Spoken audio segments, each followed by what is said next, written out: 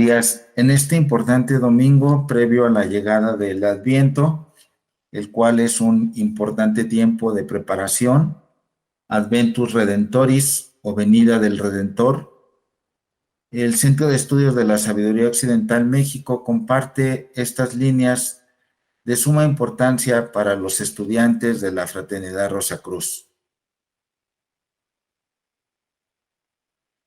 A continuación vamos a comentar en forma alternada una interesante lección a los estudiantes que fuera publicada en el mes de septiembre del año 1948 y que fue escrita por la señora Augusta Voss de Heindel, siendo su título Los días primitivos del cristianismo.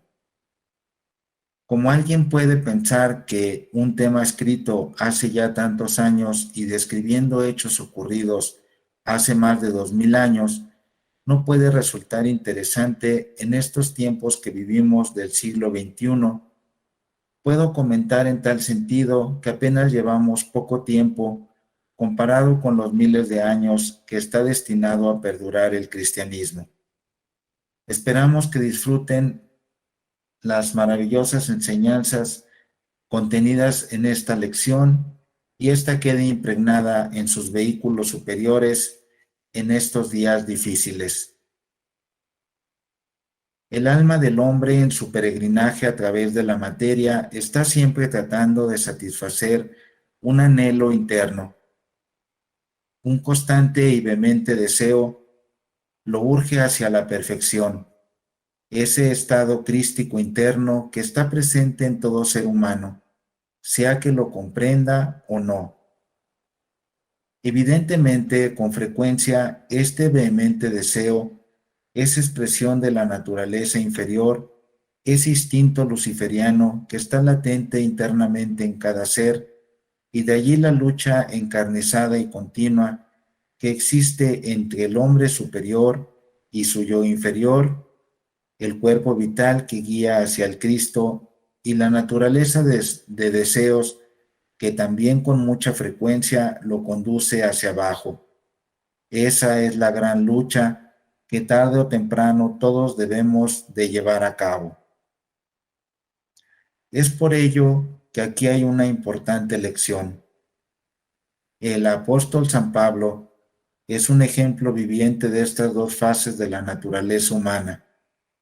El comienzo de la vida fue una expresión de la naturaleza inferior cuando, como el cruel Saúl en el camino a Damasco, fue envuelto por el Espíritu de Cristo, y yendo por el camino, aconteció que llegando cerca de Damasco súbitamente lo cegó un resplandor de luz del cielo, y cayendo en tierra, oyó una voz que le decía: Saulo, Saulo, ¿por qué me persigues? Dura cosa te es dar cosas contra el aguijón. Hechos 9, 3, 5. Saúl, el cruel judío que deseó exterminar a todos los cristianos, después de haber sido cercado por la ley del Espíritu de Cristo, se volvió el aspirante converso más sabio y bondadoso. El cambio del cruel Saulo al amante de la paz, San Pablo, fue el principio de una nueva era en las vidas de los infelices y sacrificados cristianos. San Pablo en verdad se volvió el cimiento sobre el cual fueron construidas las iglesias actuales. Y luego en las sinagogas predicaba a Cristo diciendo que éste era el Hijo de Dios. Y todos los que le oían estaban atónitos y decían: ¿no es este el que asolaba en Jerusalén a los que invocaban este nombre? Hechos 9, 20, 21. Los discípulos en el principio le temían a este nuevo San Pablo. No tenían confianza de que fuera sincero o que posiblemente estaba solamente representando un papel. Max Hendel escribió en Recolecciones de un místico: en la época en la que el Cristo, el Sol, estaba como en el 7º grado de Aries, fueron necesarios 500 años para que la precesión alcanzara el grado 30 de Piscis. Durante ese tiempo, la nueva iglesia vivió a través de un estado ofensivo y defensivo en violencia que justificaba las palabras de Cristo. No vine a traer paz, sino una espada. La humanidad en ese tiempo estaba concentrada en dos distintos países y razas. El descenso del hombre al mundo material más denso hizo necesario que le fuera dado una religión más humana. Se había vuelto tan brutal y tan lleno de mal en sus acciones que la palabra fraternidad le era totalmente desconocida. El mundo grecorromano en su rápida decadencia marca el más profundo descender del espíritu dentro de la materia en la mitad involucionaria de la jornada. Este fue el precio pagado por la conquista del mundo material y el desarrollo de la ciencia positiva. El sol, por la precesión de los equinoccios, estaba en el último grado del signo marcial de Aries, regido por Marte, y como los éteres entonces gobernados por esta influencia marcial, mezclada con la aqua influencia de Piscis, el mundo se llenó de odios y lujuria. Un resurgimiento de las antiguas y brutales influencias atlantes. El cerebro por ese entonces ya había desarrollado un alto grado de astucia. La brutalidad dominaba porque la humanidad había perdido todo contacto con el mundo espiritual. La adoración pagana puso de manifiesto el lado débil del hombre, estimulando y alimentando el yo carnal.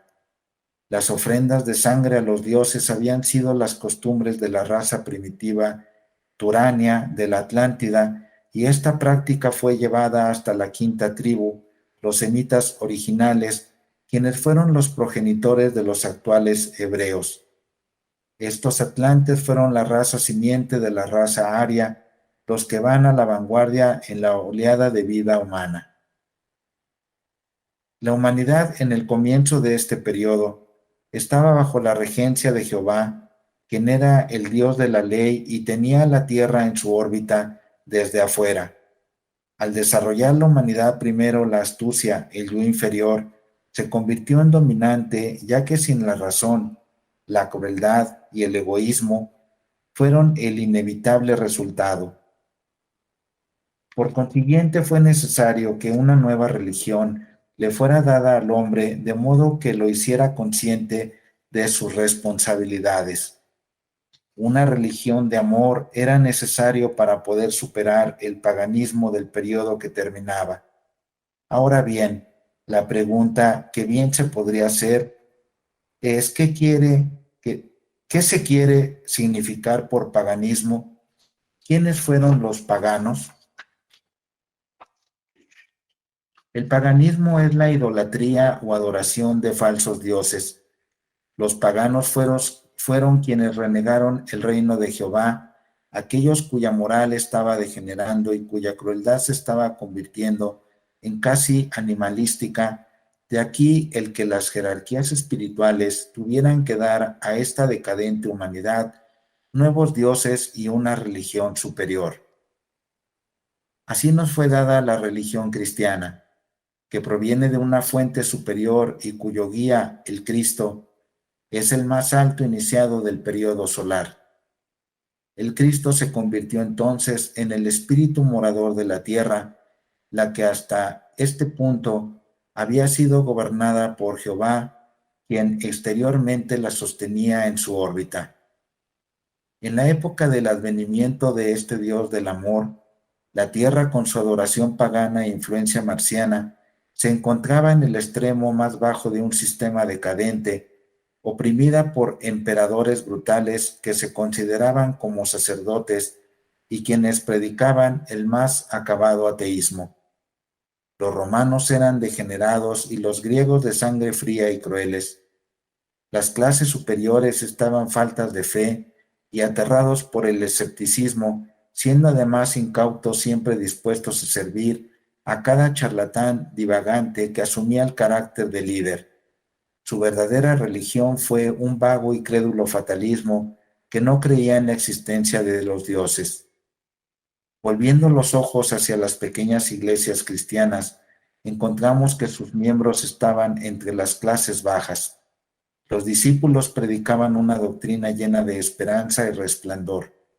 Sus cartas escritas en prisión, la contemplación de torturas y muertes estaban llenas de felicidad y alegría. Toda la brutalidad, toda la crueldad de los romanos no podía causar a los cristianos que dejaran de tener esperanza y que perdieran la fe. La cristiandad tuvo su comienzo en el primer siglo antes, año de Cristo. Este era presencia las primeras luchas de la cristiandad con ese poder pagano. Para los cristianos de esa era, el dominio de este tal emperador se presentaba por sí mismo en el aspecto de iniquidad elevada a la exaltación superhumana, una lucha contra el Señor y sus santos. Nerón siempre había odiado a los filósofos. Ellos se encontraron en el exilio perseguidos como eran los cristianos. Numerosos esclavos de Nerón se contaban entre los cultistas, como eran llamados por las clases superiores en esos tiempos primitivos. Las clases elevadas estaban faltas de fe y aquellos de importancia no se sentían interesados. Muy pocos de este grupo estaban listos para abrazar un culto que a los ojos de su clase podían ser clasificados de excéntricos. De hecho, los cristianos eran despreciados y perseguidos.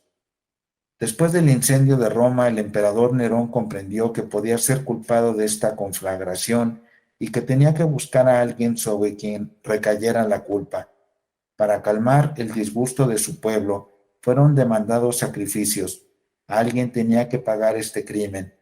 Un sentimiento de celos muy hondo se suscitaba en contra de la nueva religión, celos que iban aumentando a medida que a muchos les resultaba odiosa porque se atrevía a negar la ley judaica. San Pablo, durante los primeros 10 años del reinado de Nerón, por medio de su asociación hebraica, le fue posible prestar auxilio a los cristianos, ayudando a los miembros de esta religión en toda ocasión que le fue posible. Dirigiéndose directamente al César, San Pablo encontró alguna seguridad para los cristianos romanos. Sin embargo, a pesar de su influencia con el César, San Pablo fue puesto en prisión por el emperador Nerón durante 2 años. Durante este cautiverio, escribió las epístolas que ahora son parte principal del Nuevo Testamento. Aunque San Pablo no conoció al Señor durante sus 3 años de ministerio, se puso en contacto con él cuando caminaba hacia Damasco y desde entonces se convirtió en el apóstol más entusiasta. Sufrió mucho por los nobles esfuerzos de diseminar las enseñanzas cristianas entre los paganos romanos. San Pedro, que permaneció en Roma y fue obispo de una de las iglesias allí, fue un compañero íntimo de San Pablo. A través de toda la historia, el hombre ha estado siempre inclinado a crucificar o matar a sus líderes espirituales, aquellos que han dedicado su vida al servicio de la humanidad. Encontramos que San Pablo, después de sus 2 años de prisión, fue decapitado. San Pedro también pagó el precio y fue crucificado en el mismo año 67 a.C., al estar listo para ser clavado en la cruz de cabeza. Dijo que si el Señor había sido crucificado con la cabeza hacia arriba, él debía ser humilde y leal y ser crucificado con la cabeza en dirección opuesta. Durante este primitivo periodo pagano, los cristianos sufrieron muchas indignidades y persecuciones. 3 de los 12 fueron crucificados y 3 decapitados, pero las enseñanzas se estaban difundiendo a pesar de los esfuerzos de los romanos para aplastar a cualquiera que se atreviera a admitir que creían en este culto fanático. Con su naturaleza cruel pagana, los romanos de este periodo usaron muchos medios para expresar su odio a los cristianos. Para cubrir su crimen del premeditado incendio, Nerón usó todos los medios para despertar todavía mayores sentimientos hacia los silenciosos y sufridos cristianos. Los envolvió en pieles de animales, forzándolos dentro del gran anfiteatro, donde caían presa de grandes manadas de perros hambrientos. Otras de estas crueldades practicadas por este así llamado loco y brutal emperador era invitar a sus amigos a los jardines de sus palacios y los divertía con antorchas vivientes. Cubría a los cristianos con resina sulfurosa y los convertía en antorchas vivientes. A pesar de la crueldad más amarga y descorazonada en contra de ellos, permanecieron quietos, compasivos y siempre perdonando.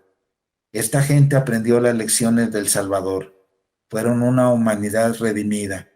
Para ellos, los más bajos esclavos eran considerados como iguales. Todos eran hijos de Dios, honrados por ser simplemente hombres y mujeres. Para ellos los trabajos más humildes eran nobles. La piedad, la humildad, la negación de sí mismo, la cortesía y el respeto propio eran cosas que se miraban como cualidades esenciales para todos aquellos que seguían al Cristo. Estos cristianos primitivos no siempre estaban acordes.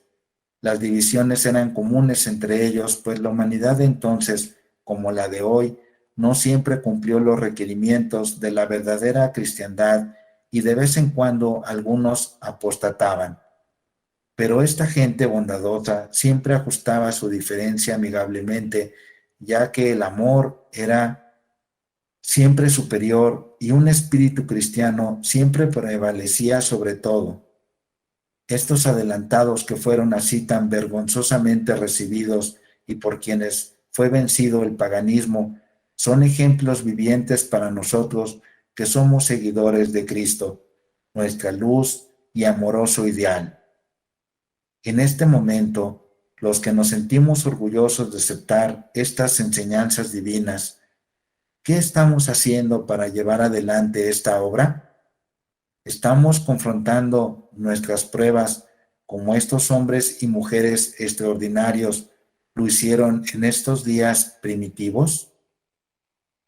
Queridos amigos, aquí termina esta extraordinaria lección mensual a los estudiantes de octubre de 1948.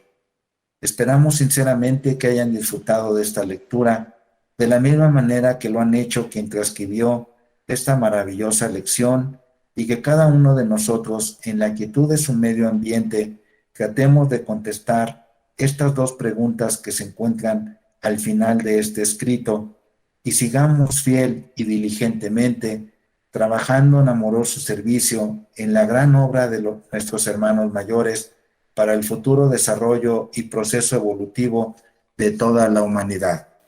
Muchas gracias.